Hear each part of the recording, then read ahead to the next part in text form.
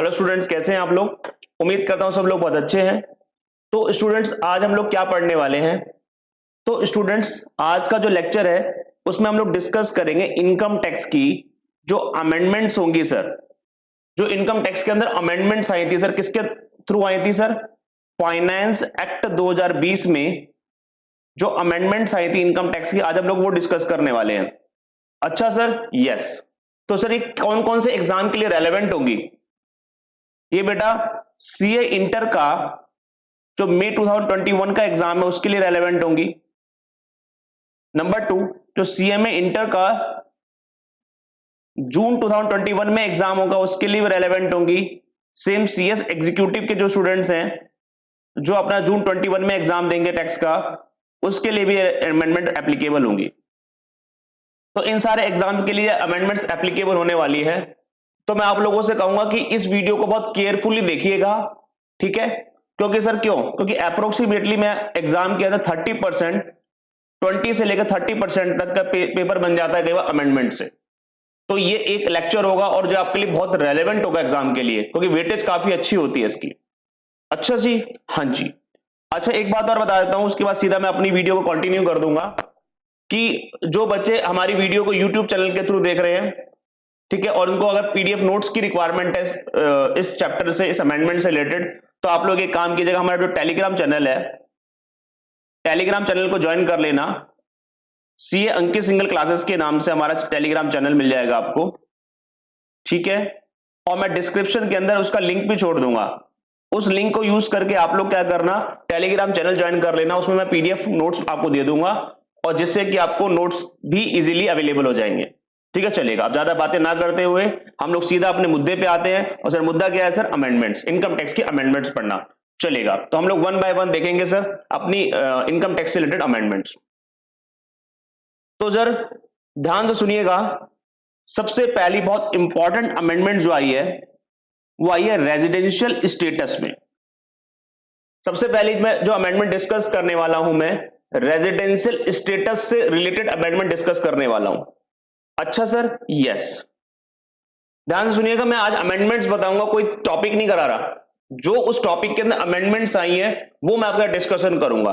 तो ये मानता हूं कि आप लोगों को इनकम टैक्स आता है और इनकम टैक्स जानने के बाद आप लोग इस वीडियो को देख रहे हैं, ठीक है। और किसी बच्चे को अगर इनकम टैक्स नहीं पढ़ा उसने पहले कभी, तो प्लीज इस वीडियो को मत देखना। इस वीडियो को तभी देखना जब आपने इनकम टैक्स पहले पढ़ा हुआ हो, ठीक है। चलेगा, तो सबसे पहले जो अमेंडमेंट आई थी वो है रेजिडेंशियल स्टेटस से रिलेटेड आई है सर। रेजिडेंशियल स्टेटस आप लोगों ने पढ़ा होगा सर, इंडिविजुअल का रेजिडेंशियल स्टेटस निकालना। सेक्शन 6 था सर, ठीक है। सेक्शन 6 था सबसेक्शन 1।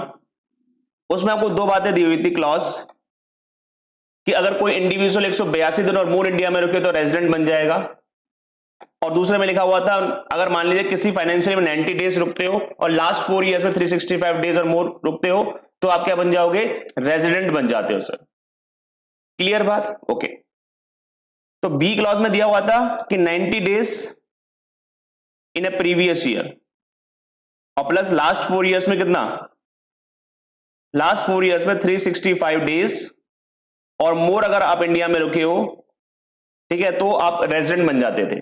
क्लियर? लेकिन ये क्लॉज दो लोगों के ऊपर एप्लीकेबल नहीं थी, ठीक है। अगर मैं बात करूं, दो लोगों के ऊपर एप्लीकेबल नहीं थी। एक बंदा वो जो एम्प्लॉयमेंट के लिए इंडिया से बाहर जा रहा था, ठीक है। नंबर 2, इसी में एक और था सर, जो बंदा आपका शिप का क्रू मेंबर था, जो फॉरेन जा रही थी सर, इंडियन शिप का मेंबर था जो फॉरेन गोइंग शिप थी सर, जो फॉरेन जिसका ट्रैवलिंग होती है। तो इन दो बंदों के लिए हमारे पास कौन सी क्लॉज एप्लीकेबल नहीं थी? Clause B. और एक बंदा और था जो इंडियन ओरिजिन था, जो विजिट कर रहा था इंडिया में। इस बंदे के ऊपर भी हमारे पास ये वाली क्लॉज एप्लीकेबल नहीं थी। 90 डेज प्लस लास्ट 4 इयर्स में 365 डेज और मोर रुकेगा, वो वाली क्लॉज एप्लीकेबल नहीं थी सर, ठीक है। तो ये आप लोगों को पता होगा सर, ये हमारा 6(1) के अंदर इंडिविजुअल का क्राइटेरिया था। रेजिडेंट बनाने का सबसे पहला था, एक क्लॉज में लिखा था कि अगर आप 182 डेज और मोर रुकोगे तो रेजिडेंट बन जाओगे। नंबर 2, किसी फाइनेंशियल में 90 डेज रुकते हो प्लस लास्ट 4 इयर्स में 365 डेज और मोर रुकते हो तो भी आप क्या बन जाओगे, रेजिडेंट बन जाओगे। लेकिन कंडीशन बी की दो लोगों पे एप्लीकेबल नहीं थे। नंबर 1 जो एम्प्लॉयमेंट के लिए बाहर जा रहे हैं या इंडियनशिप के मेंबर है जो इसलिए बाहर जा रहे हैं, उसके ऊपर एप्लीकेबल नहीं थी। नंबर 2 इंडियन ओरिजिन का बंदा अगर जो इंडिया में विजिट कर रहा है सर, ठीक है ना, तो उस बंदे के ऊपर भी क्लॉज भी एप्लीकेबल नहीं थी, ठीक है, चलेगा। लेकिन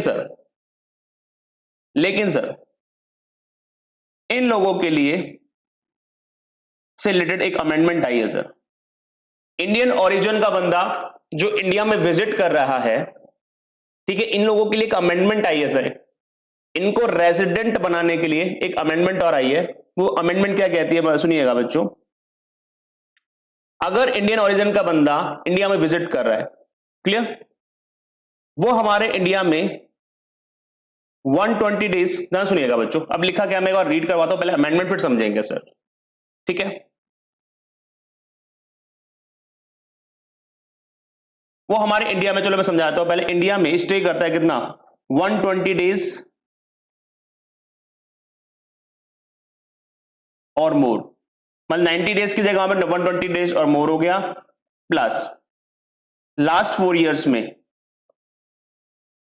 365 डेज और मोर, तो वो बंदा भी हमारा क्या बन जाएगा, रेसिडेंट बन जाएगा। क्या बन जाएगा, रेसिडेंट बन जाएगा। ध्यान सुनिएगा बच्चों, क्या बोला गया, कोई इंडियन ओरिजिन का बंदे के ऊपर 90 डेज प्लस ये वाली कंडीशन एप्लीकेबल नहीं थी, लेकिन अब उन इंडियन ओरिजिन के ऊपर भी 90 डेज वाली कंडीशन को अप्लाई किया, लेकिन सब मॉडिफिकेशन के साथ। वो मॉडिफिकेशन क्या हुई है, 90 डेज की जगह कितना बोला गया है, 120 डेज और मोर, क्लियर, और लास्ट 4 इयर्स में 365 डेज और मोर। अगर रुका है तो वो बंदे भी क्या बन जाएंगे, रेसिडेंट बन जाएंगे। क्या बन जाएंगे, रेसिडेंट। अच्छा जी, पहली अमेंडमेंट समझ में आ गई आप लोगों को।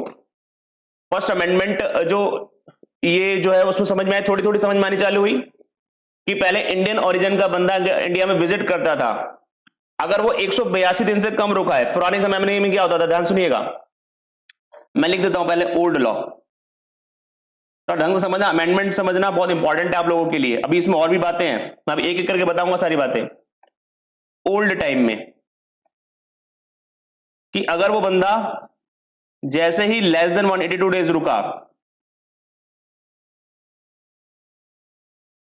वो क्या बन जाता था, बताना बच्चों, नॉन रेजिडेंट। पुरानी लॉ में ऐसा था,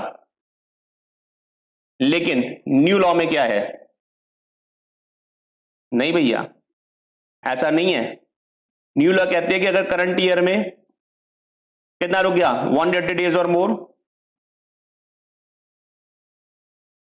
प्लस लास्ट 4 इयर्स में 365 और मोर डेज रुक गया, तो वो क्या बन जाएगा, रेसिडेंट बन जाएगा।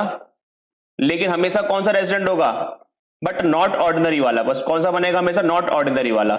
इसका मतलब ऐसे बंदे को बस 66 की कंडीशन नहीं चेक करनी, 66 की ऑर्डिनरी रेजिडेंट वाली कंडीशन चेक नहीं करनी, सीधा कौन सा बनेगा, नॉट ऑर्डिनरी। तो न्यू लॉ बोलती है सर कि जो इंडियन ओरिजिन का बंदा इंडिया में विजिट कर रहा है, उस बंदे के ऊपर पहले क्लॉज बी एप्लीकेबल नहीं थी, अब क्लॉज बी को अप्लाई किया, लेकिन सब मॉडिफिकेशन के साथ। मॉडिफिकेशन क्या थी कि 90 डेज की जगह 120 डेज कर दिएगा, डेट्स ऑल। अच्छा, पहली बात तो ये समझ में आ गई।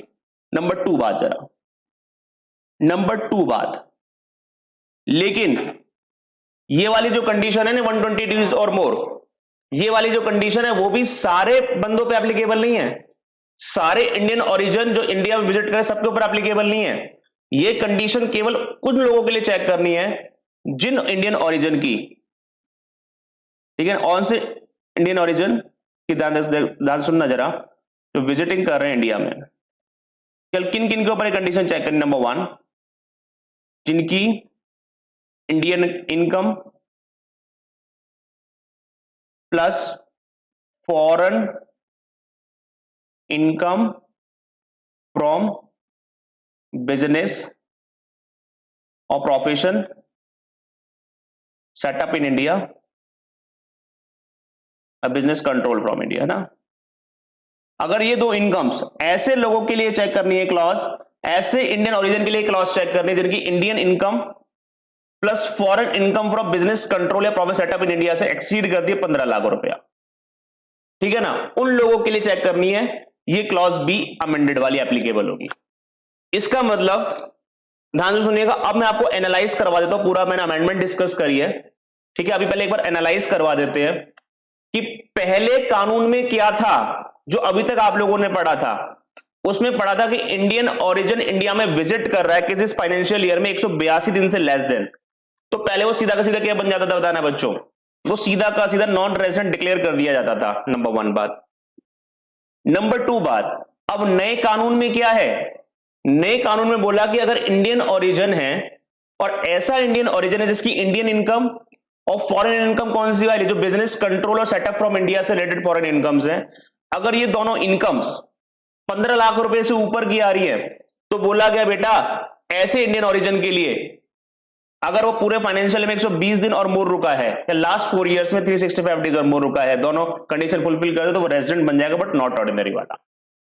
अच्छा हाँ, और दूसरी बात, अगर मान लीजिए ऐसा इंडियन ओरिजिन है जिसकी Indian income plus foreign income from business control setup from India से 15 लाख से कम है या 15 लाख तक है, तो उसके लिए, ठीक है, इसका मतलब इंडियन ओरिजिन जो है जिसकी Indian income plus foreign income किससे, बिजनेस कंट्रोल फ्रॉम इंडिया या प्रोफेशन सेटअप इन इंडिया से, दोनों मिला के less than equal to 15 lakh है, तो इन लोगों के लिए तो बोला गया है कि अगर ये लेस देन 182 डेज रुक जाएंगे तो सीधे के सीधे क्या बन जाएंगे, तो नॉन रेजिडेंट ही बन जाएंगे। तो ध्यान रखना, ये जो अमेंडमेंट आई है, ये जो अमेंडमेंट आई है ना, वो कौन से इंडियन ओरिजिन्स के लिए है जो इंडिया विजिट कर रहे हैं, जिनकी इंडियन इनकम और foreign income from business control setup in India से 15 लाख से ऊपर, उन लोगों के लिए अमेंडमेंट आई है। ऐसे लोगों को पकड़ना चाह रहे हैं लोग। क्लियर होगी बात सर? तो मैंने क्या क्या बातें बताई आपको, जरा एनालाइज करना। सबसे पहली बात, एप्लीकेबल किसके लिए है, Indian origin visiting India. Clear? पहले पुराने लॉ में पढ़ते हैं, ओल्ड लॉ में क्या था, ओल्ड लॉ में तो सीधा बोला था लेस देन 182 डेज रुकेंगे, सीधा क्या बन जाएंगे, नॉन रेसिडेंट बन जाएंगे, कुछ चेक नहीं करना, चाहे कैसा भी इंडियन ओरिजिन हो। लेकिन जो न्यू अमेंडमेंट है, न्यू प्रोविजंस क्या बोल रहे हैं, ध्यान सुनिएगा, न्यू प्रोविजंस बोल रहे हैं कि इंडियन ओरिजिन को चेक करो कैसा है। तो इंडियन ओरिजिन कौन सा वाला है, जिसकी आपकी कौन सी वाली, Indian income plus foreign income जो कहां से आई, बिजनेस कंट्रोल फ्रॉम इंडिया या प्रॉब्लम सेटअप इन इंडिया से मिला के लेस देन,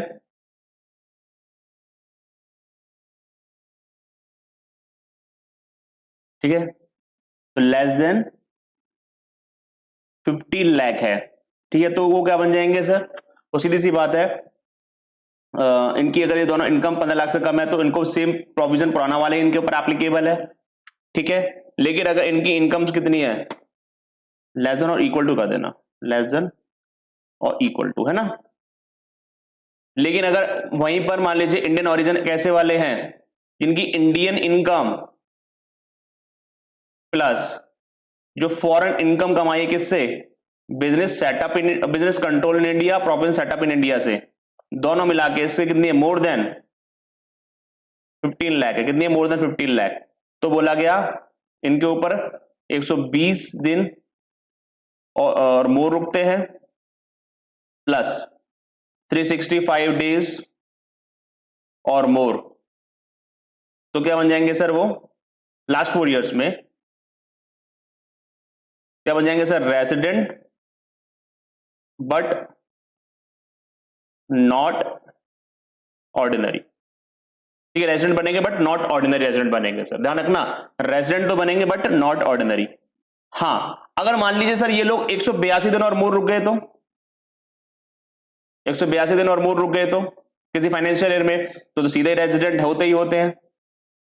अब रेजिडेंट बन गए तो अब इनके लिए 66 की कंडीशन भी चेक करनी पड़ेगी। 66 के अंदर 2 कंडीशन दी हुई है कि लास्ट 10 इयर्स में 2 बार रेजिडेंट बने हो, लास्ट 7 ईयर में 730 डेज और मोर रुके हो। अगर ये दोनों कंडीशन फर्दर सेटिस्फाई कर दी इन लोगों ने, तो रेजिडेंट भी बनेंगे, ऑर्डिनरी बनेंगे सर। क्लियर? हाँ, लेकिन 182 दिन से कम रुके हैं उस केस में आपको ये कंडीशन चेक करनी है, ठीक है, 120 दिन और मोर और प्लस लास्ट 4 ईयर में 365 डेज और मोर, तो रेजिडेंट बन जाएंगे, बट कौन से वाले? नॉट ऑर्डिनरी वाले। क्लियर? तो ये अमेंडमेंट आई हुई थी जिसको मैं रीड करवा रहा हूं आपके साथ, जरा चेक कीजिएगा। If any person is covered in special category and settle outside India, come to stay on a visit for maximum 181 days, मतलब 181 दिन तक की विजिट पे आ रहा है, क्योंकि 182 दिन पे आ गया तो प्रॉब्लम ही नहीं थी, वो तो रेजिडेंट बन ही रहा था। लेकिन प्रॉब्लम क्या आ रही है? वो 182 दिन से कम विजिट पे आ रहा है, 181 डेज के लिए आ रहा है, या उससे कम 180 दिन के लिए आ रहा है, या 179 दिन के लिए आ रहा है, 130 दिन के लिए आ रहा है, ठीक है ना? वो हमेशा नॉन रेजिडेंट बन जाता था पहले तो। Now some more part has been added. क्या? इन केस सिटीजन और person Indian origin, total income other than from foreign source exceeding 15 lakh rupees, 15 lakh से ऊपर है इनकी इनकम, तो 120 दिन और मोर रुक जाते हैं, और लास्ट 4 ईयर में 365 डेज और मोर रुक जाते हैं, तो क्या बन जाएंगे सर? वो नॉट ऑर्डिनरी रेजिडेंट बन जाएंगे सर, मतलब रेजिडेंट तो बन जाएंगे बट नॉट ऑर्डिनरी वाले। क्लियर बात? वो हमेशा नॉट ऑर्डिनरी रहेंगे sir, no problem sir. Clear? ठीक है। अच्छा, एक बात और क्वेश्चन आई सर, मान लीजिए एक ऐसा बंदा ही, वो इंडियन ओरिजिन जिसकी 15 लाख से ऊपर की इनकम है, वो एक फाइनेंशियल में ओनली 119 दिन रुक रहा है, तो 119 दिन रुक रहा है तो बेटा नॉन रेजिडेंट बन गया। अब तो और दिक्कत है, क्योंकि 120 दिन अगर रुकता तो ये वाली कंडीशन लग जाती। अगर ये बंदा 119 दिन 119 डेज भी रुकता है पूरे फाइनेंशियल ईयर में, तो सीधा नॉन रेजिडेंट है। हाँ, लेकिन 120 दिन रुक गया और लास्ट 4 ईयर में 365 डेज और मोर है लास्ट 4 ईयर्स में, इन दैट केस वो क्या बन जाएगा सर? रेजिडेंट बन जाएगा, बट कौन सा वाला? नॉट ऑर्डिनरी वाला। क्लियर? चलेगा। और कौन कौन सी इनकम देखनी 15 लाख के लिमिट में? आपको बताता हूं, जो मैंने समझा तो दिया ही है। फॉरेन इनकम्स भी दो तरीके की होती है, वही एक बिजनेस और प्रॉपर सेटअप इन इंडिया से होती है, not from business setup in India, और एक इनकम होती है इंडियन इनकम्स। तो हमें कौन सी देखनी है? फॉरेन इनकम कौन सी वाली देखनी है? From business control from India, proper setup in India plus C, A plus C को देखना। अगर ए प्लस सी एक्सीड हो जाए 15 लाख से, तब ये कंडीशन चेक करनी है। ठीक है, तो मैंने पूरा समराइज कर दिया सर आपके सामने कि हमें न्यू लॉ क्या बोलती है इंडियन ओरिजिन्स के रिगार्डिंग, कि अगर 15 लाख रुपए से कम ही इनकम या उसके बराबर है तो पुराना लॉ लग रहा है, इसका लेस देन 182 डेज है, सीधा नॉन रेजिडेंट डिक्लेयर कर दो। हाँ, लेकिन 15 लाख से ऊपर है तो क्लॉज B61 वाली थोड़ी अमेंडेड फॉर्म में अप्लाई होगी। कैसी? 90 के दिन 182 हो गए, 90 की जगह 120 दिन हो गया सर। ठीक है। अच्छा, क्वेश्चन एक और आया कि 120 से कम 119 दिन रुक गए, तो बोला सीधा का सीधा क्या बन गए? वो नॉन रेजिडेंट बन गए। अच्छा, और 182 दिन और मोर रुक गए, तो बोला क्या सर? रेजिडेंट बन ही जाएंगे, फिर तो प्रॉब्लम ही नहीं है। अब 66 भी चेक कर लेना, ऑर्डिनरी या नॉट ऑर्डिनरी चेक करने के लिए। क्लियर बात? लेकिन इस क्लॉज में फंस रहे हैं तो हमेशा क्या होंगे? नॉट ऑर्डिनरी होंगे। क्लियर? तो अब मैं तीनों बातें लिख देता हूं एक बार वापस इनके लिए। किसके लिए लिख रहा हूं? इंडियन ओरिजिन, ठीक है ना, जिसकी फॉरेन इनकम, ठीक, इससे business control from India, proper setup in India plus Indian income. मैं दोबारा से लिख रहा हूं सारी बातों को। कितनी है? मोर देन 15 लाख है। उसके लिए क्या? नंबर 1, 182 दिन और मोर रुकते हैं तो सीधा रेजिडेंट बन गए। 66 भी चेक करो, 66 को चेक करो किसके लिए? कि ऑर्डिनरी रेजिडेंट है, नॉट ऑर्डिनरी, उसके लिए 66 भी चेक करनी पड़ेगी।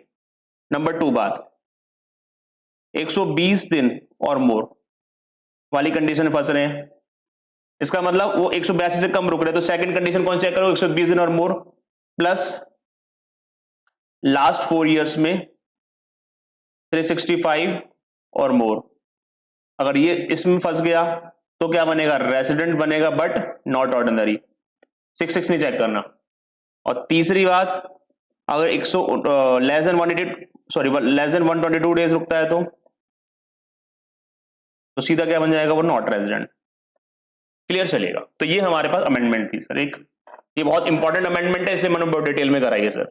चलिए, एक आता है सर डीम्ड रेजिडेंट के लिए भी केस आया है sir, section 6 subsection 1 capital A, deemed resident से रिलेटेड आया हुआ है सर। सर इसमें क्या है? इसमें क्या है सर डीम्ड रेजिडेंट में? जरा ध्यान से सुनिएगा। ओके, जैसे मान लीजिए ये सेक्शन कब एप्लीकेबल? नया सेक्शन इंसर्ट हुआ है सर। इसमें मान लीजिए कोई इंडिविजुअल है, सिटीजन ऑफ इंडिया है, जो जिसकी वही foreign income from business control और प्रोफेशनल सेटअप इन इंडिया से प्लस इंडियन इनकम मिला के 15 लाख से ऊपर है, ऐसे बंदे के लिए ऊपर एप्लीकेबल है, सबके लिए, सारे इंडियन सिटीजन के ऊपर एप्लीकेबल है। तो सारे इंडियन सिटीजन के ऊपर एप्लीकेबल है जिन बंदों की फॉरेन इनकम, कौन सी वाली, बिजनेस सेटअप और प्रोफेशनल कंट्रोल फ्रॉम इंडिया वाली, प्लस इंडियन इनकम मिला के 15 लाख रुपए से ऊपर आ रही है। कितनी आ रही है? 15 लाख से ऊपर आ रही है। लेकिन ऐसे लोग किसी भी कंट्री में टैक्स नहीं दे रहे हैं, ना तो यूएसए में, ना यूके में, ना कनाडा में, ना किसी भी कंट्री में हमारा टैक्स नहीं दे रहे ऐसे लोग। तो बोला गया ऐसे लोग क्या होता है, बड़ा चालाकी पूर्ण लोग होते हैं सर, चालाकी से भरे हुए लोग होते हैं कि 15 लाख रुपए से ऊपर इनकम कमा रहे, Indian income plus business control और सेटअप वाली इंडियन भी कितनी, दोनों मिला के 15 लाख से ऊपर कमा रहे और किसी भी कंट्री में ऐसी इनकम के ऊपर टैक्स भी नहीं दे रहे हैं। तो बोला गया ऐसे बंदों को भी हम क्या मान लेंगे, रेजिडेंट मान लेंगे। कौन सा वाला? नॉट ऑर्डिनरी वाला। अच्छा, क्योंकि ये लोग ना कुछ दिन यहीं रहते हैं, कुछ दिन कहीं रहते हैं, इस तरीके से घुमा फिरा के किसी भी कंट्री से टैक्स बचना चाहते हैं, तो उन लोगों के लिए सेक्शन लाया गया सर डीम्ड रेजिडेंट का, सेक्शन 6 सबसेक्शन 1 क्लॉज है। देखो क्या लिखा हुआ है, sorry section 6 subsection 1 capital A, subsection 1 capital A क्या है जरा सुनिएगा। An individual being Indian citizen having total income other then income from foreign source, that is income which accrues और राइज आउटसाइड, वही वाली इनकम है सर। कौन सी? Foreign income. कौन सी वाली? बिजनेस कंट्रोल फ्रॉम इंडिया और professional setup in India plus Indian income. इन लोगों की कितनी है? 15 लाख से ऊपर है, मोर देन 15 लाख है, more than 15 lakh, more than 15 lakh है ऐसे लोगों की। तो बोला गया और किसी भी कंट्री में टैक्स नहीं दे रहे हैं, तो इन बंदों को इंडिया में क्या मान लिया जाएगा? डीम्ड रेजिडेंट मान लिया जाएगा, बट नॉट ऑर्डिनरी रहेंगे, लेकिन डीम्ड रेजिडेंट मान ले जाएंगे। ठीक है। If he is not liable to pay tax in any other country और territory by reason of his domicile resident और any other criteria for similar nature, अगर आप किसी और कंट्री में टैक्स नहीं दे रहे हो तो भैया तुम इंडिया के डीम्ड रेजिडेंट बन जाओगे, आपको इंडिया में उस इनकम्स पे टैक्स देना पड़ेगा, दैट्स ऑल। ठीक है, चलेगा। तो सर हमने डीम्ड रेजिडेंट की कंडीशन चेक कर ली है, तो हमने रेजिडेंशियल स्टेटस से रिलेटेड जो अमेंडमेंट्स थी वो डिस्कस कर लिए बेटा, बहुत इंपॉर्टेंट अमेंडमेंट्स हैं। तो अगर एक बार समराइज करें सारी अमेंडमेंट्स को रेजिडेंशियल स्टेटस से रिलेटेड, तो वो क्या थी? इंडियन ओरिजिन विजिटिंग इंडिया से रिलेटेड पहली अमेंडमेंट थी। उसमें क्या बोला कि अगर वो बंदा की फॉरेन इनकम जो बिजनेस कंट्रोल और प्रॉफिट सेटअप इन इंडिया वाली है, प्लस बाकी फॉरेन इनकम नहीं, कौन सी वाली फॉरेन इनकम? जो बिजनेस कंट्रोल और प्रॉफिट सेटअप से रिलेटेड इनकम है, फॉरेन इनकम्स।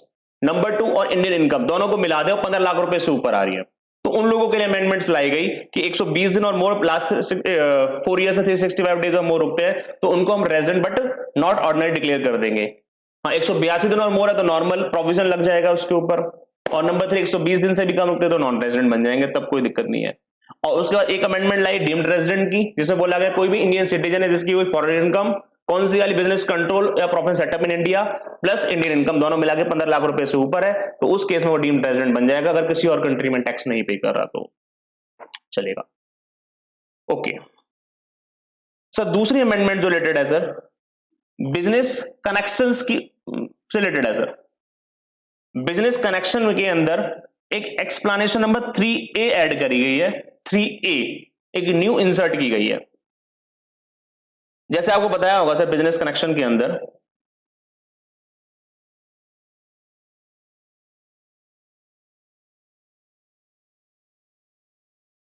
हमने क्या डिस्कस किया होगा कि मान लीजिए आपने सम पार्ट किसी एक्टिविटी का इंडिया में परफॉर्म किया है, और सम पार्ट आउटसाइड इंडिया में परफॉर्म किया है।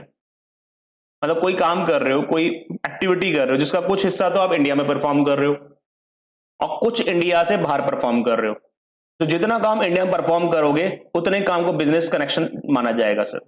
उतने ही वर्क को जो काम इंडिया में पर एक्टिविटी परफॉर्म हो रही है उतनी ही एक्टिविटी बिजनेस कनेक्शन इंडिया मानी जाएगी सर। तो इन एक्टिविटीज के एग्जाम्पल्स कुछ ऐड कर दिए गए हैं सर कि कौन कौन सी ऐसी एक्टिविटीज है बिजनेस कनेक्शन के अंदर, ठीक है, जो इंडिया में परफॉर्म मानी जाएगी सर। कौन कौन सी ऐसे एग्जाम्पल्स हैं जो माने जाएंगे कि इतनी एक्टिविटी आपने इंडिया में परफॉर्म करी है। तो सर देखते हैं 1 बाय 1, ठीक है ना, ऐड किया है sir. Number 1 income attributable to the operation carried out in India includes, कौन कौन से ऑपरेशन माने जाएंगे कि आपने इंडिया में किए हैं और उसको बिजनेस कलेक्शन में रख दिया जाएगा, बिजनेस कनेक्शन की डेफिनेशन में रख दिया जाएगा। तो कौन कौन से है? Number 1, income from advertisement targeting customer residing in India या accessing advertisement through IPA located in India. IPA का मतलब इंटरनेट प्रोटोकॉल एड्रेस। जैसे बताइए ना, हर एक इंटरनेट का जो कनेक्शन लेते हैं उसका एक आईपी एड्रेस होता है जिससे हम ट्रेस कर पाते हैं। जैसे होता है कि आईपी एड्रेस पता होगा, जैसे मान लीजिए आपका कोई इंटरनेट कनेक्शन है तो उसका एक आईपी एड्रेस होता है। मान लीजिए आपने किसी को मेल करी अपने यहां से, अपने इंटरनेट से, तो सामने जिसको मेल रिसीव हुई है ना वो चेक कर सकता है कि किसके कंप्यूटर से आई है with the help of IP address, internet protocol address. क्योंकि हर इंटरनेट कनेक्शन का क्या होता है? आईपी एड्रेस होता है, internet protocol address. I think आप लोग सब जानते होंगे इस चीज को, आईपी एड्रेस होता है। ओके तो सर इसका मतलब जरा अब इसको पढ़ना, income drive from advertisement targeting customer residing in India. जैसे मान लीजिए हुआ क्या, चलो ध्यान सुनिएगा, सुनना।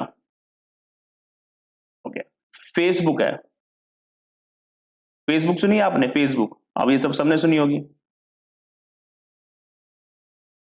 फेसबुक आपको पता है ना एडवर्टीजमेंट रन करता है, एडवर्टीजमेंट की इनकम भी रन करता है, कमाता है। एडवर्टीजमेंट इनकम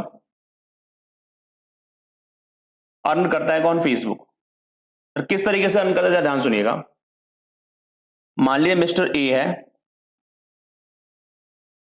फेसबुक को पैसे देता है, मनी,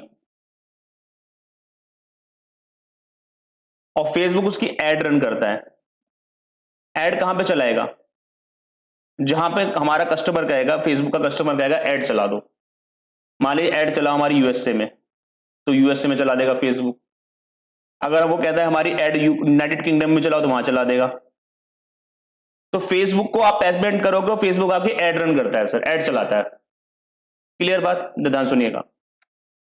तो फेसबुक तो किसी भी इंडिया, पूरे वर्ल्ड के कोने में जहां भी उसको ऑथराइज है वहां पर ऐड रन कर सकता है फेसबुक और पैसे कमाता है सर। तो उसकी एक्टिविटी तो क्या है, पूरे वर्ल्ड में चल रही है एक तरीके से, मान लो जहां पे उसको बैन नहीं किया हुआ उसके अलावा सारी कंट्रीज में फेसबुक की एक्टिविटी रन होती है।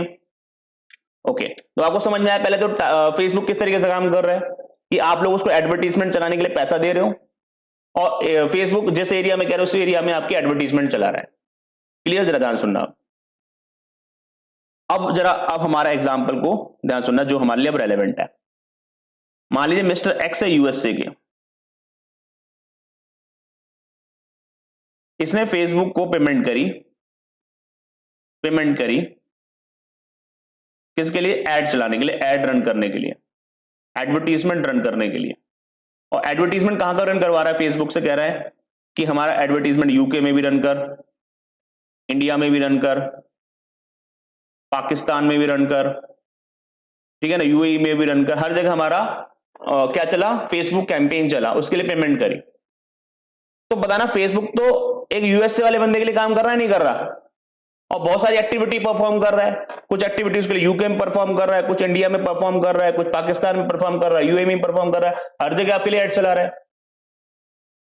तो बोला गया जो फेसबुक पैसा कमा रहा है एडवर्टीजमेंट का, किससे कमा रहा है? इंडिया में ऐड रन करने से। जो एक्स यूएसए वाले की ऐड जो इंडिया में रन कर रहे हैं जितना पैसा कमा रहा है, इससे जो एडवर्टीजमेंट इनकम होगी किसकी? फेसबुक की, वो टैक्सेबल कहां पे होगी? टैक्सेबल होगी इंडिया में सर। ओके यहां पे कस्टमर किसके हैं? इंडिया में से, इंडिया के कस्टमर को टारगेट कर रहे हो, इंडिया में आप ऐड रन कर रहे हो, इतनी इनकम मानी जाएगी, एट्रीब्यूटेबल टू इंडिया है आपकी, और इसके ऊपर आपको इंडिया में टैक्स देना पड़ेगा। ये बिजनेस कनेक्शन इन इंडिया मान लिया गया। तो लिखा हुआ पहले पार्ट में वो देख लो क्या लिखा हुआ, जरा देखना। एडवर्टीजमेंट इनकम फ्रॉम एडवर्टीजमेंट, किसकी? फेसबुक की जो इनकम एडवर्टीजमेंट से आई, जिसमें कस्टमर को टारगेट कहां के कर रहा है? इंडिया के।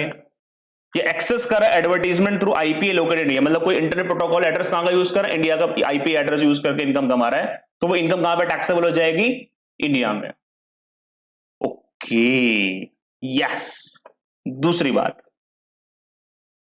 बोलते हैं income from sale of data, data sale कर रहे हैं जो कलेक्टेड हुआ था फ्रॉम पर्संस जो इंडिया में रहते थे, ठीक है ना।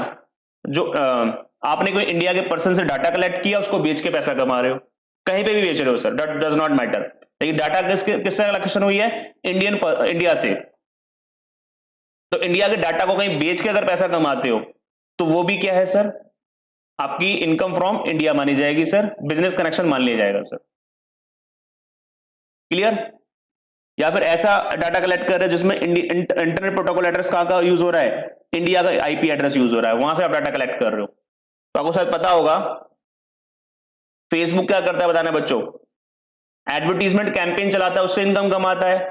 नंबर 2, फेसबुक ना डाटा भी कलेक्ट करता है सर इंडिया से, और डाटा कलेक्ट करने के लिए भी लोग अपने आप डाटा देते हैं फेसबुक को, लो मेरा नाम मेरा एड्रेस, लो मेरा नाम लो मेरा एड्रेस, और फेसबुक क्या करता है, उस डाटा को बेच देता है सर। तो फेसबुक ने जो इंडिया से डाटा कलेक्ट किया है लोगों का, या इंडिया के आईपी एड्रेस को यूज करके आपने डाटा कलेक्ट किया फेसबुक ने, उसको बेचने से अगर कोई फेसबुक इनकम कमा रहा है तो वो भी इंडिया में टैक्सेबल होगी सर, इंडिया में बिजनेस कनेक्शन मान लिया जाएगा आपका। अच्छा जी हाँ। और नंबर लास्ट है income from sale of goods and services using data collected from person residing India. Okay, अब जरा ध्यान सुनिएगा, तीसरी बंदा पकड़ लिया गया। तो पहले तो फेसबुक को पकड़ा गया पूरी तरीके से। फेसबुक ने अगर इंडिया में एडवर्टीजमेंट चलाया किसी बंदे का, उससे फेसबुक इंडिया एडवर्टीजमेंट इनकम कमा रहा तो इंडिया में टैक्सेबल होगी। नंबर 2, फेसबुक ने इंडिया से डाटा कलेक्ट किया लोगों का, नाम एड्रेस पता वगैरह, उससे फेसबुक ने उसको बेच दिया, फेसबुक को उसको उस डाटा को बेचने से जो इनकम कमाई है वो भी इंडिया में टैक्सेबल होगी फेसबुक की। ओके, तो फेसबुक ने डाटा कलेक्ट किया और उसको सेल कर दिया, तो उससे जो फेसबुक की इनकम हुई वो भी कहां टैक्सेबल होगी? टैक्सेबल होगी इन इंडिया में, टैक्सेबल इन इंडिया। ठीक है, सही, क्लियर होगी बात। तीसरा बंदा किसको पकड़ा गया? मान लीजिए फेसबुक ने ये जो डाटा बेचा था, डाटा कलेक्ट करके हमारे इंडिया के लोगों का नाम एड्रेस पता डाटा कलेक्ट करके जो बेचा था, वो किसको बेचा था? मान लीजिए इस एक्स बंदे को, यूएसए को डाटा सेल कर दिया और इससे पैसा कमा लिया, वो इंडिया में टैक्सेबल हो गया। अभी डाटा परचेज इस बंदे ने कर लिया, अब इस बंदे ने क्या परचेज कर लिया? फेसबुक से डाटा परचेज कर लिया, लोगों के नाम पता एड्रेस वगैरह पता कर लिए एक्स ने, किसका यूज करके? फेसबुक का यूज करके। अब इस डाटा पे क्या करवा रहा है? कॉल्स करवा रहा है, सर मेरा प्रोडक्ट है परचेज करोगे, या मैं सर्विस प्रोवाइड करता हूं सर ये परचेज करोगे। कॉलिंग्स करा रहा है कि आपने मुझे डाटा भेजा था जिसके अंदर आपने हमारे प्रोडक्ट की डिमांड करी है, तो आप खरीदोगे, मेरे प्रोडक्ट का प्राइस है। सिंपल सी बात है, फेसबुक ने तो क्या किया? आपको हेल्प करी कि इसमें डाटा कलेक्ट करके आपको देने में, और आपको डाटा कलेक्ट करके बेच दिया। अब आप इस डाटा को क्या कर रहे हो? यूज कर रहे हो अपने प्रोडक्ट या सर्विसेज को बेचने में। तो अगर आपने इंडियन डाटा जो आपने परचेज किया था उसको यूज करके कोई गुड्स या सर्विस सेल करी है और उससे कोई प्रॉफिट कमाया है, ठीक है ना, अर्न किया है, तो ये प्रॉफिट भी का टैक्सेबल हो जाएगा, इंडिया में टैक्सेबल हो जाएगा, क्योंकि आप बिजनेस कनेक्शन मान लिया जाएगा सर। तो लिखा हुआ है सर, तीसरा बंदा जो पकड़ा गया क्या? Income from sale of goods and services, ठीक है ना, using data collected from person residing in India, और इंडिया के आईपी एड्रेस को यूज कर जो डाटा कलेक्ट हुआ है वहां से, उन बंदों को अगर आपने सामान बेचा है, तो पहले फेसबुक ने जो एडवर्टीजमेंट कैंपेन चला के पैसा कमाया इंडिया में, वो टैक्सेबल हो गया। इंडिया से जो डाटा कलेक्ट किया फेसबुक वगैरह ने और उस दूसरे बंदे को बेच के पैसा कमाया, वो टैक्सेबल हो गया। जिस बंदे ने वो डाटा कलेक्ट करके अपने सामान को बेचा, सर्विसेज को बेचा, उस बंदे के लिए वो प्रॉफिट भी इंडिया में टैक्सेबल हो जाएगा। क्लियर बात? तो 2 अमेंडमेंट्स हम लोगों ने बेसिक से रिलेटेड पढ़ लिया है। तो बेसिक से रिलेटेड सारी अमेंडमेंट्स हमारी कवर हो गई है, रेजिडेंशियल स्टेटस की भी और नंबर 2 बिजनेस कनेक्शन की भी। चलेगा, चलिए स्टूडेंट्स, अब हम लोग आ रहे हैं सर अपने हेड वाइज जो हमारे पास अमेंडमेंट्स आई उसमें डिस्कस कर रहे हैं। पहले हम लोग डिस्कस कर रहे हैं सैलरी के हेड में। सबसे पहला हेड होता है income under that salary. Salary के हेड में अमेंडमेंट चेक कर रहे हैं सर। सैलरी के हेड में पता है एक अमेंडमेंट आई है सर, एक परक्विजिट्स की डेफिनेशन में एक चीज ऐड कर दी गई है। ध्यान सुनिएगा बच्चों, इसमें क्या बोला गया है, जैसे आपको पता होगा जो एम्प्लॉयर जो प्रोविडेंट फंड में कंट्रीब्यूट करता है एम्प्लॉय का, तो वो बोला गया 12% ऑफ सैलरी तक कंट्रीब्यूट करता है, तो 12% ऑफ सैलरी का एम्प्लॉयर जो कंट्रीब्यूट करता है। तो पीएफ का कॉन्सेप्ट आई होप आप सबको आता होगा, क्योंकि मैंने बोला था आज मैं अमेंडमेंट लेक्चर पढ़ा रहा हूं, आपको कोई कंटेंट नहीं पढ़ा रहा सर, ठीक है। तो अगर आपने इनकम टैक्स पढ़ा है तभी अमेंडमेंट वीडियो देखेंगे सर, ठीक है। तो मैं जहां पे जो भी एजम्पशन मान रहा हूं कि आप लोग ऑलरेडी इनकम टैक्स पढ़ चुके हैं, ठीक है, चलेगा। तो आप लोगों को पता है सर कि एम्प्लॉयर जो एम्प्लॉय के पीएफ अकाउंट में कंट्रीब्यूट करता है रिकॉग्नाइज प्रोविडेंट फंड अकाउंट में, अगर 12% ऑफ सैलरी तक कंट्रीब्यूट किया तो टैक्सेबल नहीं होता, और 12 से ऊपर वाला पोर्शन क्या होता था, टैक्सेबल होता था। चलेगा, 12 से ऊपर वाले की टेंशन थी नहीं, क्योंकि 12% से ऊपर अगर एम्प्लॉयर कंट्रीब्यूट कर रहा है एम्प्लॉय के प्रोविडेंट फंड अकाउंट में तो वो टैक्सेबल होता था एम्प्लॉय के हाथ में। सेम सर एनपीएस थी sir, national pension scheme sir, NPS, उसके अंदर अगर एम्प्लॉयर कंट्रीब्यूट कर 10% तक तो कोई प्रॉब्लम नहीं, 10% से ऊपर की बात की सर, ठीक है। तो बच्चों इसमें ना एक और बोल दिया गया सर, एक बात परक्विजिट्स की डेफिनेशन में ऐड कर दी गई सर। सर वो क्या ऐड करी, इधर ध्यान सुनिएगा। देखना बच्चों क्या होता है, एम्प्लॉयर एम्प्लॉय को, ठीक है ना, प्रोविडेंट फंड दे रहा है, आरपीएफ में कंट्रीब्यूट कर रहा है, उसके एनपीएस अकाउंट में डाल रहा है सर, और एक सुपर एनुएशन फंड अकाउंट में ट्रांसफर कर रहा है।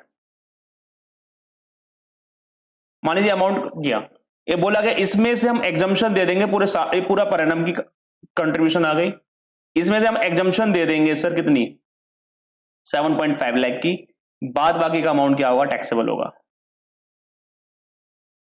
इसका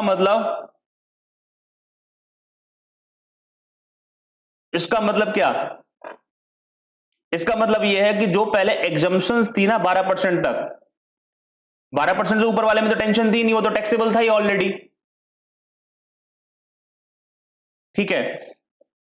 ओके, सेम एनपीएस में 10% तक नॉर्मली प्रॉब्लम नहीं होती थी सर, लेकिन अब जितने अमाउंट तक टैक्सेबिलिटी नहीं थी उतने अमाउंट पे भी एक लिमिट लगा दी गई है सर, कि जैसे मान लीजिए क्या था, ईपीएफ 12% तक टैक्सेबल नहीं था तो 12% तक आप यहां लिखें, एनपीएस यहां लिखें, सुपर एनुएशन फंड यहां लिखें, इन तीनों को एग्रीगेट करें।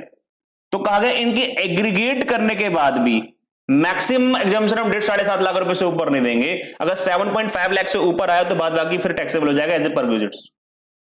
तो एम्प्लॉइज के बेनिफिट्स को छीन लिया गया, यहां पर छीन लिया गया सर। तो क्या लिखा हुआ है लॉ में, जरा पढ़िएगा, the aggregate amount of any contribution made to the account of the assessee by the employer, employer ने दिया किसमें, रिकॉग्नाइज प्रोविडेंट फंड में, new pension scheme that is national pension scheme, और सुपर एनुएशन फंड जो approved था, अगर ये exceed कर जाए 7,50,000, मतलब पूरे साल में 7.5 लाख से ऊपर हो जाए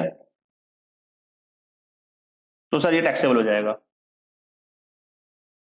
इसका मतलब ध्यान सुनिए, एक एग्जांपल के थ्रू मैं आपको डिस्कस कर लेता हूं। मान लीजिए मिस्टर एक्स एम्प्लॉय था एबीसी लिमिटेड, सैलरी मिली थी उसको 1 करोड़ रुपए साल की, और एम्प्लॉयर ने कंट्रीब्यूट किया 12% प्रोविडेंट फंड में, रिकॉग्नाइज प्रोविडेंट फंड में। कितना कंट्रीब्यूट किया बताना बच्चों, 12% कितना आ जाएगा उसका पीएफ में, आरपीएफ में जो अमाउंट निकल के आएगा वो आएगा 12 लाख रुपए। मुझे बताना अगर पुराने हिसाब से देखे तो 12 लाख रुपए टैक्सेबल होना नहीं चाहिए था, क्योंकि एम्प्लॉयर ने अगर 12% ऑफ सैलरी तक कंट्रीब्यूट किया है तो ये अमाउंट आपको टैक्सेबल नहीं होना चाहिए था। हाँ, इससे ऊपर होता तो टैक्सेबल हो जाता, तो ऊपर वाला तो अभी भी टैक्सेबल है, लेकिन जो अमाउंट टैक्सेबल नहीं था, कितना, 12% तक, जरा चेक करना, उसको भी टैक्सेबल बना रहे हैं। 10% कहां कंट्रीब्यूट किया, एनपीएस में, मतलब 10 लाख रुपया, टोटल कितना कंट्रीब्यूट करते, 22 लाख रुपया, इसमें से मैक्सिमम एग्जम्पशन कितने मिलेगी, 7.5 लाख रुपया, टैक्सेबल कितना हो जाएगा सर, 14.5 लाख रुपया। इसका मतलब जो एग्जम्पशन मैक्सिमम पूरे साल में आरपीएफ में जो एम्प्लॉयर ने कंट्रीब्यूट किया, एनपीएस में जो कंट्रीब्यूट किया, सुपर एनुएशन फंड में जो कंट्रीब्यूट किया, उसके पूरे साल की जो मैक्सिमम एग्जम्पशन है उसको कहीं ना कहीं रेस्ट्रिक्ट कर दिया गया 7.5 लाख रुपीस तक। पहले बोला था 12%, 10% ऐसा कुछ था क्लॉज, लेकिन अब इन तीनों को मिला के, किसको, आरपीएफ को मिला के, एनपीएस को मिला के, सुपर एनुएशन फंड को मिला के, तीनों को मिला के जो मैक्सिमम एग्जम्पशन एम्प्लॉय को मिलेगी वो 7.5 लाख रुपए साल से ऊपर नहीं होगी सर। उसका मतलब इसकी टोटल की ऊपर भी लिमिट लगा दी गई। कंट्रीब्यूट कर दिया एम्प्लॉयर ने 22 लाख, लेकिन मैक्सिमम एग्जम्पशन मिलेगी 7.5 लाख, बाद बाकी 14.5 लाख से टैक्सेबल हो जाएगा। हाँ, अगर 12 से ऊपर करता तो पहले टैक्सेबल था, उसमें तो प्रॉब्लम ही नहीं थी सर।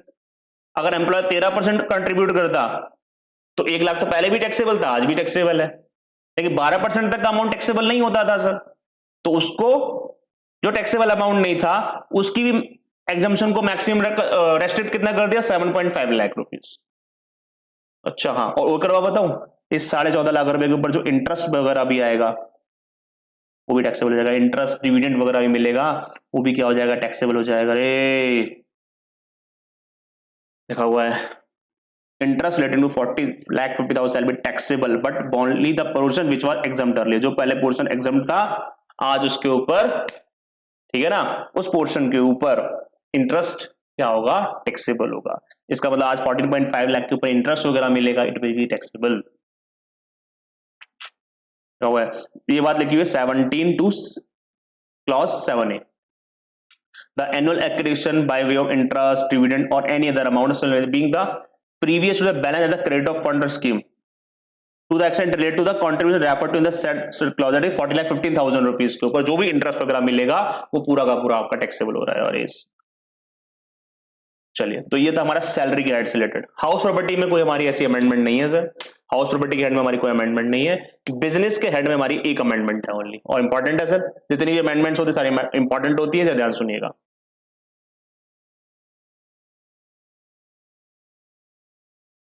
44AB में अमेंडमेंट है सर। 44AB किसका क्लॉज था सर, ऑडिट ऑफ अकाउंट्स का। मैं आपको पहले रिकॉल करा देता हूं, आपको याद होगा अगर कोई बंदा बिजनेस कैरी ऑन कर रहा है और उसकी टर्नओवर 1 करोड़ से ऊपर हो जाए तो उसको ऑडिट करानी पड़ती है बाय चार्टर्ड अकाउंटेंट, ठीक है, याद कर लेना।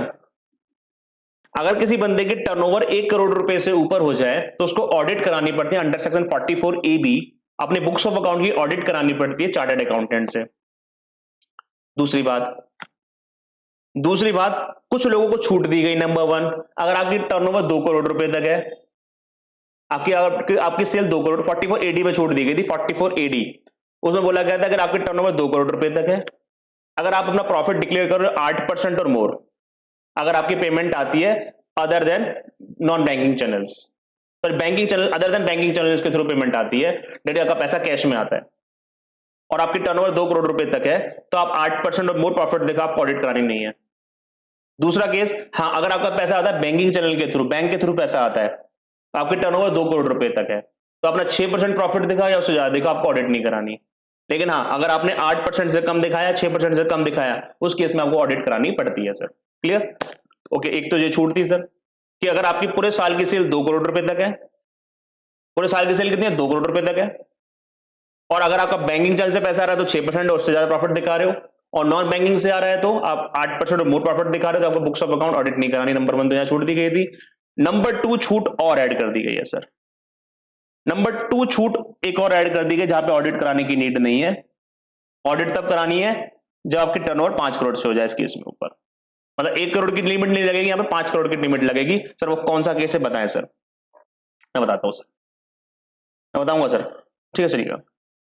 एक छूट और दी गई है, ठीक है, एक छूट और ऐड कर दी, एडिशन किया हुआ है सर। इस केस में लिमिट आपकी 1 करोड़ रुपए नहीं रह के कितनी हो जाएगी, 5 करोड़ की लिमिट हो जाएगी ऑडिट की बिजनेस के लिए। सर वो कौन सा केस है, ध्यान सुनिएगा। मान लीजिए आपको टोटल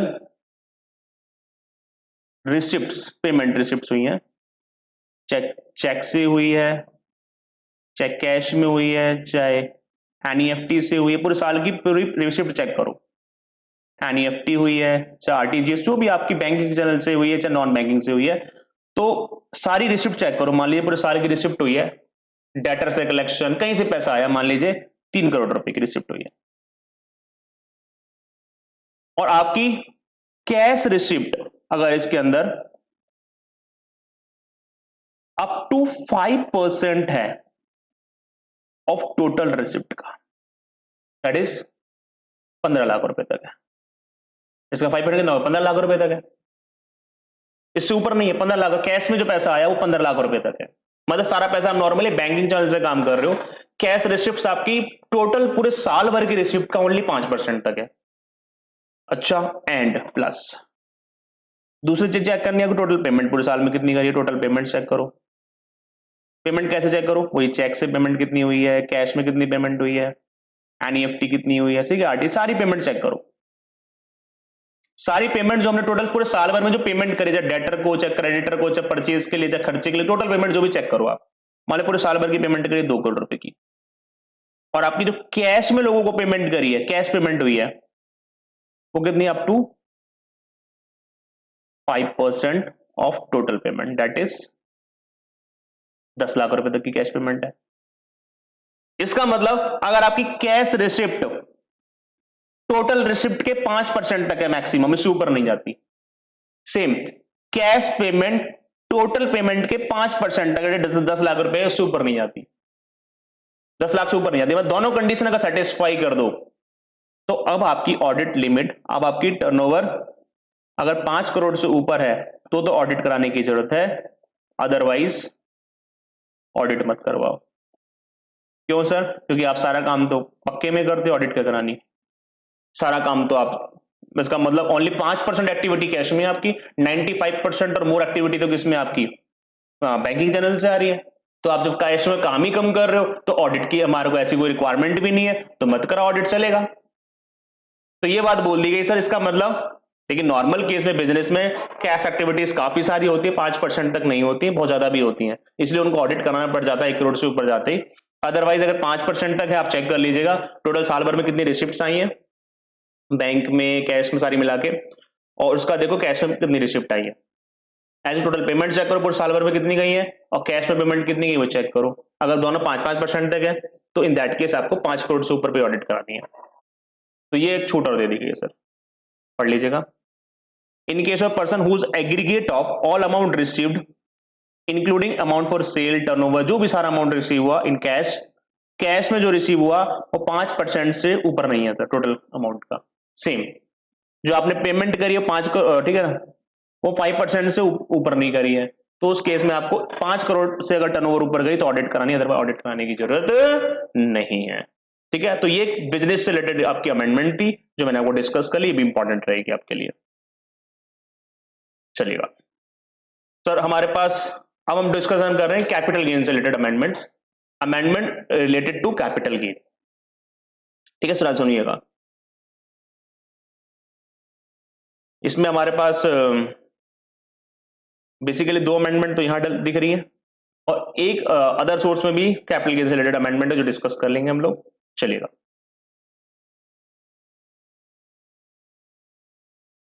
पहला था सर जो इंडेक्स यूज होगा हमारे पास फाइनेंशियल बेसिक, किसका वो इंडेक्स है, ठीक है ना, कॉस्ट इन्फ्लेशन इंडेक्स हमारा कितना है सर, 301 है, तो वो हमारा नोटिफाइड हो चुका है, 301 है आपके लिए जो यूज होगा। पहली तो बात यही थी। नंबर 2, ये इंपॉर्टेंट अमेंडमेंट जो आएगी सर, ये 55(2) वाली है सर, इससे रिलेटेड एग्जाम में पूछ सकते हैं क्वेश्चन सर। इस अमेंडमेंट में आपको मैं बताता हूं क्या था। आप जब कैपिटल गेन का हेड पढ़ते थे, कैपिटल गेन में आपको पता था सर सेल कंसिडरेशन होता है, इसमें तो कॉस्ट ऑफ ट्रांसफर लेस करते हो सर, तो आपको मिलता है नेट कंसिडरेशन। इसमें से घटाते कॉस्ट ऑफ एक्विजिशन घटा देते सर। कॉस्ट ऑफ एक्विजिशन क्या होती थी, अगर हमारी एसेट बिफोर 1 अप्रैल 2001 से पहले अगर आपने परचेज करी थी तो आपकी कॉस्ट ऑफ एक्विजिशन होती थी सर क्या, एक्चुअल कॉस्ट और fair market value as on 1 April 2001, इसमें से जो भी आपकी हायर थी वो आप कॉस्ट ऑफ एक्विजिशन लेते थे सर। ठीक है, चलेगा, जो भी एक्चुअल कॉस्ट एसेट की, जो भी परचेज कॉस्ट थी या फेयर मार्केट वैल्यू। लेकिन यहां पर जो एक अमेंडमेंट लाई गई वो अमेंडमेंट क्या है कि फेयर मार्केट वैल्यू, ये किस केस में आई अमेंडमेंट, इमूवेबल प्रॉपर्टी केस में, लैंड एंड बिल्डिंग केस में क्या बोली गई है, fair market value can not exceed what, stamp duty value. तो सर्कल रेट होती है ना हमारी इमूवेबल प्रॉपर्टी की 1/4/2001 की, सॉरी 1/4/2001 की, सर्कल रेट से ऊपर हमारे पास हम फेयर मार्केट वैल्यू नहीं हो सकती। लेट सपोज सर्कल रेट थी हमारे पास, दैट इज हमारी स्टैंप ड्यूटी वैल्यू थी हमारे पास 10 लाख रुपए की, और फेयर मार्केट वैल्यू थी 12 लाख रुपए की, तो आप यहां पे जो मैक्सिमम लिखोगे 10 लाख रुपए लिखोगे, 10 लाख और actual cost whichever is higher. हाँ, वहीं पर अगर स्टैंप ड्यूटी वैल्यू थी सर 15 लाख रुपए की, फेयर मार्केट वैल्यू कितनी थी 12 लाख रुपए की, तो इस केस में कितना लिखोगे, 12 लाख रुपए देख लोगे। लेकिन ये बस इतना ध्यान रखना कि जो फेयर मार्केट वैल्यू यहां पर कंपैरिजन के लिए लिखोगे वो स्टैंप ड्यूटी वैल्यू से ज्यादा ना हो। स्टैंप ड्यूटी वैल्यू से ज्यादा हमारी फेयर मार्केट वैल्यू नहीं हो सकती। अगर, और ये केस कहां पे एप्लीकेबल है, ओनली इमोल प्रॉपर्टी के केस में होती है स्टैंप ड्यूटी वैल्यू, और वो भी तब एप्लीकेबल है जब अपने एसेट परचेज करें बिफोर 1 अप्रैल 2001। क्लियर, 1/4/2001 से पहले एसेट परचेज करिए तब है। तो लिखा हुआ एसेट परचेज बिफोर 1/4/2001। तो हम लेते थे कॉस्ट और FMB, whichever is higher लेते थे। लेकिन अमेंडमेंट क्या हुई, लैंड और बिल्डिंग के केस में कि fair market value can not exceed stamp duty value 1/4/2001। तो 3 एग्जांपल छोटे छोटे डाले, मैं चेक कर लेते हैं। परचेज कॉस्ट थी 2 लाख रुपए, फेयर मार्केट वैल्यू इतनी थी, स्टैंप ड्यूटी वैल्यू इतनी थी। तो सर कौन सी कॉस्ट लोगे बताओ, तो एक्चुअल कॉस्ट लिखो पहले, और फेयर मार्केट वैल्यू 4 लाख थी और स्टैंप ड्यूटी वैल्यू 3 लाख थी। तो मैंने कहा था ना fair market value can not exceed stamp duty value, तो क्या लिखोगे यहाँ पे, स्टैंप ड्यूटी वैल्यू 3 लाख रुपए, इसमें से जो हाईयर सेलेक्ट कर लेना, 3 लाख रुपए आएगी कॉस्ट। ठीक है, चलेगा। दूसरा केस कि आपकी एक्चुअल कॉस्ट 2 लाख थी, fair market value stamp duty value इतनी थी। तो पहले तो एक्चुअल कॉस्ट तो लिखनी है, फेयर मार्केट वैल्यू दे रखी 3 लाख रुपए, स्टैंप ड्यूटी वैल्यू से कम है तो यहाँ पे 3 लाख ही लिख दोगे फेयर मार्केट वैल्यू, तो जो भी इसमें से हाईयर वो ले लो। तीसरा केस, एक्चुअल कॉस्ट थी 4 लाख, ठीक है, वो तो लिखनी है, फेयर मार्केट वैल्यू 3 लाख थी, लेकिन stamp duty value only 2 lakh रुपए है। तो मैंने कहा था fair market value can not exceed stamp duty value, ठीक है, तो आपको 2 लाख लिखना है, इसमें से हाईयर 4 लाख लिख लो। ठीक है, इस तरीके से आपको कैपिटल गेन। तो कैपिटल गेन की अमेंडमेंट्स भी खत्म हो गई।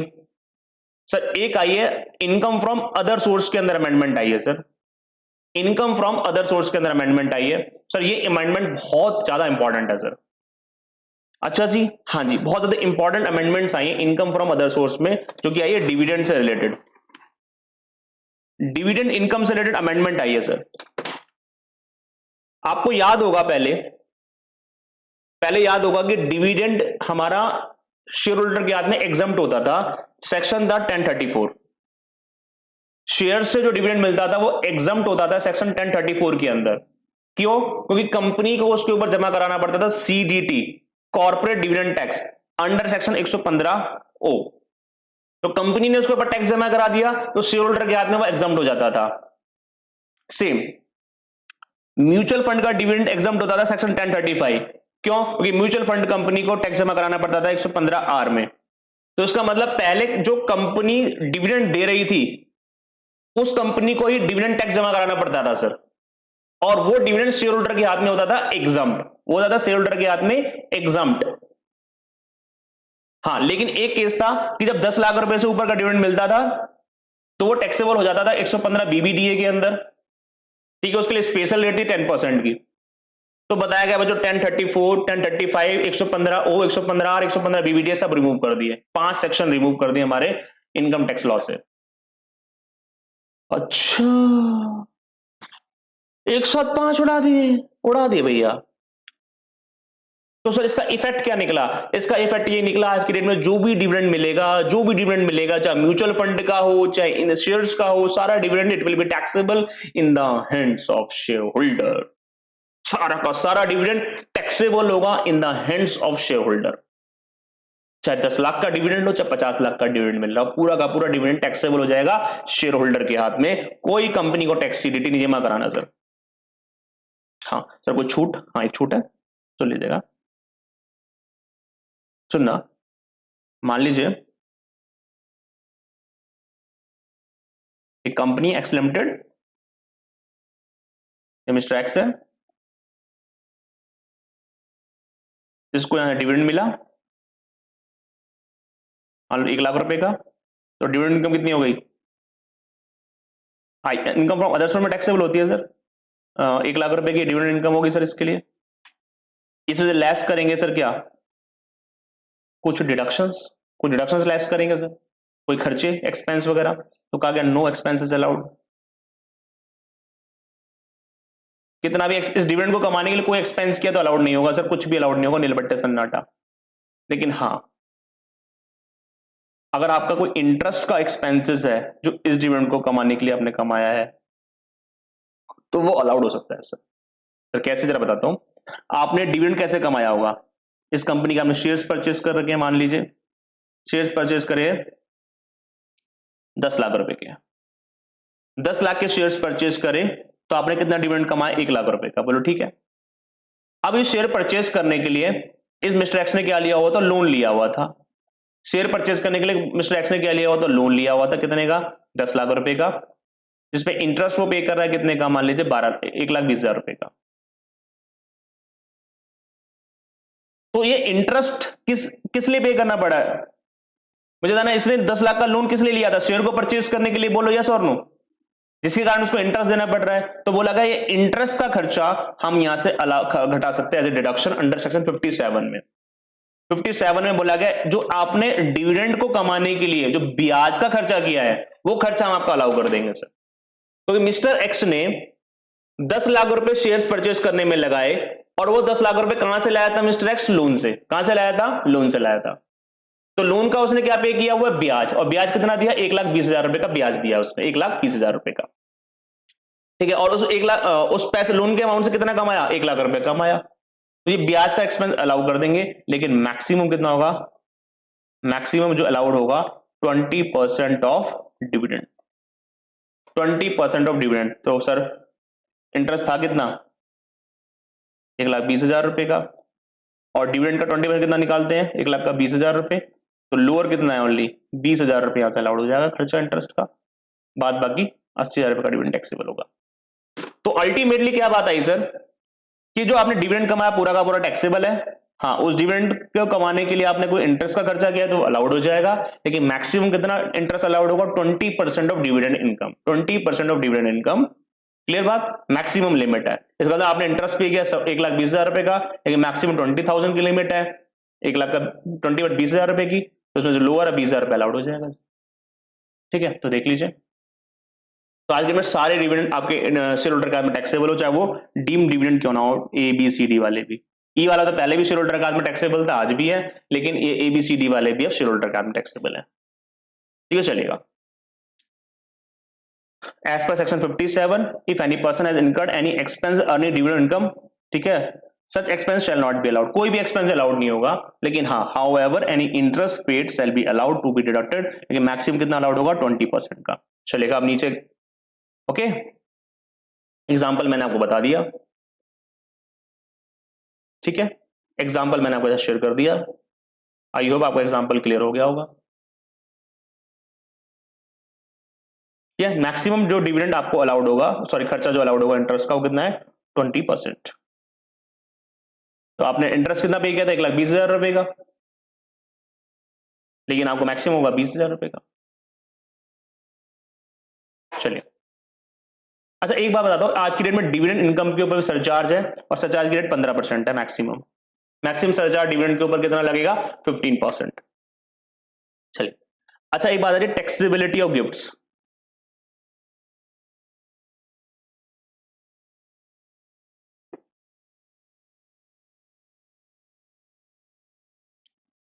ध्यान सुनिएगा, आपको एक सेक्शन पहले 50C बताता हूं। आपको कैपिटल गेन का सेक्शन था, सेम सेक्शन 43CA आपका पीजीबीपी में सेक्शन था। ठीक है, पहले सुनना यहां पर क्या था। मान लीजिए आपको 50C बोलता था अगर आपने कैपिटल एसेट बेची है, और ये बोलता था अगर आपने स्टॉक इन ट्रेड बेचा है, इमूवेबल प्रॉपर्टी, दोनों इमूवेबल प्रॉपर्टी के लिए थे, इमूवेबल प्रॉपर्टी। क्लियर। तो मान लीजिए आपका सेल कंसिडरेशन जो एक्चुअल था 50 लाख रुपए, और आपकी स्टैंप ड्यूटी वैल्यू थी, मैं केस बता रहा हूं सर, पहले ओल्ड लॉ, ओल्ड बात कर रहा हूं, ओल्ड लॉ में। ठीक है, सेल कंसिडरेशन था 5 लाख रुपए, 50 लाख का। स्टैंप ड्यूटी वैल्यू कितनी थी बताना बच्चों, मतलब 52 लाख रुपए की थी। एक केस मान लेता हूं स्टैंप ड्यूटी वैल्यू थी 52,50,000 रुपए, या स्टैंप ड्यूटी वैल्यू थी 60 लाख रुपए। ठीक है, तो हमारे पास 50C बोलता था सेल कंसिडरेशन कितना लिया जाएगा, वो बोलता था अगर हमारा सेल कंसिडरेशन और स्टैंप ड्यूटी वैल्यू में ओनली 5% तक का मार्जिन है, 5% तक स्टैंप ड्यूटी वाली एक्सीड कर रही है, तो हम लोग सेल कंसिडरेशन जो एक्चुअल वाला है वो ले लेंगे। 50C बोलता था कि अगर 5%, ठीक है ना, फ्लक्चुएशन कितना 5% तक का फ्लक्चुएशन है, तो एक्चुअल सेल कंसिडरेशन को हम सेल कंसिडरेशन मान लेंगे, अदरवाइज स्टैंप ड्यूटी वैल्यू को सेल कंसिडरेशन मानेंगे सर। बोले ठीक है ना। अगर हमारे पास स्टैंप ड्यूटी वैल्यू 5% तक ज्यादा है ओनली, तो हम सेल कंसिडरेशन ले लेंगे जो एक्चुअल वाला है। लेकिन स्टैंप ड्यूटी वाली मोर देन 5% से ज्यादा फ्लक्चुएशंस हैं, तो वहां पर हम लोग स्टैंप ड्यूटी वैल्यू को सेल कंसिडरेशन मानते थे। सेम हमारा 43 CA पीजीबीपी में था सर, यहाँ पे स्टॉक इन ट्रेड बेस्ड थे इमूवेबल प्रॉपर्टी से रिलेटेड। अगर सेल प्राइस और स्टैंप ड्यूटी वैल्यू में 5% तक का डिफरेंस हो, नो प्रॉब्लम। 5% से ऊपर है डिफरेंस हमारे स्टैंप ड्यूटी वैल्यू में, तो हम लोग स्टैंप ड्यूटी वैल्यू को सेल प्राइस मानते थे। ठीक है, अब सिंपल सी बात है, केस 1 में कितना होगा बताना। यहां फ्लक्चुएशन कितनी है, 2 लाख की, 2 लाख की है, और 2 लाख कितना होगा 4% हुआ, तो 50 लाख की ले लोगे। यहाँ पे 5% होगा तो 50 लाख लोगे। यहाँ पे 5% ज्यादा का फ्लक्चुएशन है, तो यहाँ पे 60 लाख ले लोगे। ठीक है, 5% तक का फ्लक्चुएशन है, नो प्रॉब्लम सेल कंसिडरेशन का। बस क्लियर हो गई बात। आज की डेट में इस 5% की लिमिट को इंक्रीज करके 10% कर दिया गया है, ये एक अमेंडमेंट आ गई है सर। ठीक है, 10% कर दिया गया। Stamp duty value exceeding actual sale up to 5% of actual sales. ठीक है, एक्चुअल सेल कंसिडरेशन का 5% तक है ना। Actual sale consider was considered but now 5% have been amended as 10%, and same amendment have done in 50C and 43CA। Example, land building sold for 1 crore रुपए, but stamp duty value 1 crore 10 lakh रुपए। ठीक है ना, तो कोई हमारा गिफ्ट भी नहीं हुआ। यहाँ पे गिफ्ट में भी ऐसे होता था ना कि अगर आप सस्ते में प्रॉपर्टी बेच रहे हो स्टैंप ड्यूटी वैल्यू से, ठीक है, अगर वही 10% तक की फ्लक्चुएशन है तो गिफ्ट नहीं बनेगा। आप 1 करोड़ वाली प्रॉपर्टी 1 करोड़ प्रॉपर्टी बेच रहे हो, स्टैंप ड्यूटी वाली कितनी 1 करोड़ 10 लाख रुपए की है। स्टैंप ड्यूटी वाली कितनी 1 करोड़ 10 लाख की है, बेच कितने में रहे हो 1 करोड़ रुपए में। 1 करोड़ की समझ रहे हो, बेच कितने में रहे 1 करोड़ रुपए में। स्टैंप ड्यूटी वाली कितनी है 1 करोड़ 10 लाख रुपए, 10% का फ्लक्चुएशन है, नो गिफ्ट। हाँ, अगर आप बेच रहे होते कितने में 1 करोड़ में, और स्टैंप ड्यूटी वाली कितनी होती है 1 करोड़ 20 लाख, तो सर 20% का फ्लक्चुएशन आ गया। उस केस में हमारा 20 लाख रुपए इनकम फ्रॉम अदर सोर्स पर टैक्सेबल हो जाता था। यस और नो। इसका मतलब एक्चुअल सेल कंसिडरेशन और स्टैंप ड्यूटी वैल्यू में 10% तक का डिफरेंस है तो कोई प्रॉब्लम नहीं है। 10% से ऊपर है तो 50C भी लगेगा, स्टैंप ड्यूटी वैल्यू को सेल कंसिडरेशन लेंगे। 43CA भी लगेगा, स्टैंप ड्यूटी वैल्यू को सेल प्राइस लेंगे। और हमारा गिफ्ट का सेक्शन 56 भी लगेगा, जहां पे हम लोग क्या करेंगे सर, स्टैंप ड्यूटी वैल्यू और एक्चुअल सेल कंसिडरेशन के बीच में जो भी डिफरेंस आएगा उसको इनकम फ्रॉम अदर सोर्स में टैक्सेबल करेंगे sir. Income from other source में टैक्सेबल करेंगे सर। ठीक है, वो लिमिट को पहले 5% थी, अब 10% कर दिया गया। इतना सा अमेंडमेंट है सर, टैक्स आपने ऑलरेडी पढ़ा हुआ है। ठीक है, तो सिंपल सी बात है, यहाँ पे डिफरेंस है 4% का, यहाँ पे था 5% का पुरानी लॉ में। ठीक है, और यहाँ पे था आपका 20% का, तो इसलिए हम लोग स्टैंप ड्यूटी वैल्यू को सेल कंसिडरेशन ले रहे थे।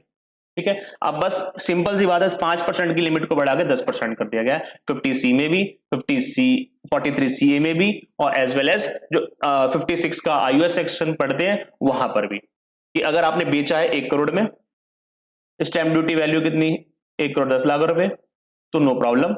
हाँ, अगर स्टैंप ड्यूटी वैल्यू कितनी है 1 करोड़ 20 लाख रुपए हो गई, तो 20% की फ्लक्चुएशन हो गई, इसके 20 लाख रुपए टैक्सेबल हो जाएगा इनकम फ्रॉम अदर सोर्स। इतना सस्ता मत बेचो, 10% तक चलेगा फ्लक्चुएशन, 10 से ऊपर नहीं चलेगा। ठीक है, तो ये IUS से रिलेटेड अमेंडमेंट्स थी। आई होप यहां तक कोई डाउट नहीं है, चलेगा। तो आज के लेक्चर में मैं यहीं तक के अमेंडमेंट कवर करूंगा, बाकी की अमेंडमेंट्स जो हम लोग नेक्स्ट लेक्चर में कवर कर लेंगे। आज के लिए हम लोग यहीं पे बिता लेते हैं, चलिएगा।